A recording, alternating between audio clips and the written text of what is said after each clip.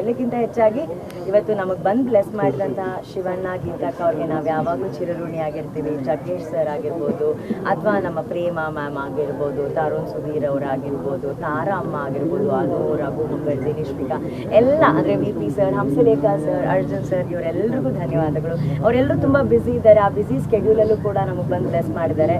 ನನ್ನ ಖುಷಿನ ತನ್ನ ಖುಷಿ ಅಂತ ಸೆಲೆಬ್ರೇಟ್ ಮಾಡ್ತಿದ್ದಾರೆ ರಾಜ್ ಬಿ ಶೆಟ್ಟಿ ಅವರು. ಅವ್ರಿನ್ನೂ ಒಳಗಡೆನೇ ಇದ್ದಾರೆ, ಅವ್ರು ಬ್ಯುಸಿ ಇದ್ದಾರೆ ನನ್ನ ಮದುವೆ ಕೆಲಸದಲ್ಲಿ.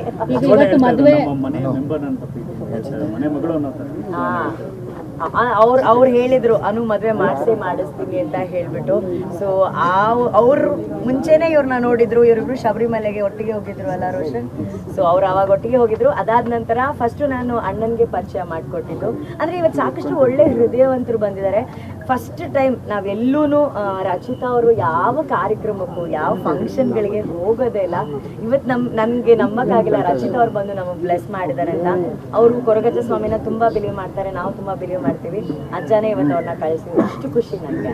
ಮತ್ತೆ ಪರದೆ ಮೇಲೆ ನೋಡ್ಬೇಕಲ್ಲ ಮ್ಯಾಮ್, ಇವಾಗ ಜನಕ್ಕಿರುತ್ತೆ. ಮತ್ತೆ ಮದುವೆ ಒಂದು ಜೀವನದ ಚಿಕ್ಕ ಭಾಗ ಅಷ್ಟೇ. Of course it's very important, but ಕೆಲಸನೂ ಇಂಪಾರ್ಟೆಂಟ್. ಅವರು ಕೆಲಸಕ್ಕೆ ಹೋಗ್ಬೇಕು ನಾಡಿದಿಂದ. ಅನು ಮೇಡಮ್, ಇವಾಗ ಮದ್ವೆನ ಸಿಂಪಲ್ ಆಗಿ ಮಾಡಿದ್ರೆ ಈಗ ಅಭಿಮಾನಿಗಳು ಕಾಯ್ತಾರೆ. ಇಲ್ಲ, ನಮ್ಗೆ ಇದು ತುಂಬಾ ಸರಳ ವಿವಾಹ ಬೇಕಾಗಿತ್ತು. ಅಷ್ಟೂ ಸರಳ ನಮ್ಮ ಕೈಲಿ ಮಾಡೋಕ್ಕಾಗಿಲ್ಲ. ಸರಳಕ್ಕಿಂತ ಒಂಚೂರು ನಾನೇನು ಮೇಲಾಗಿ ಒಂದು ಮಾಡಿದ್ದೀವಿ ಅಲ್ವಾ?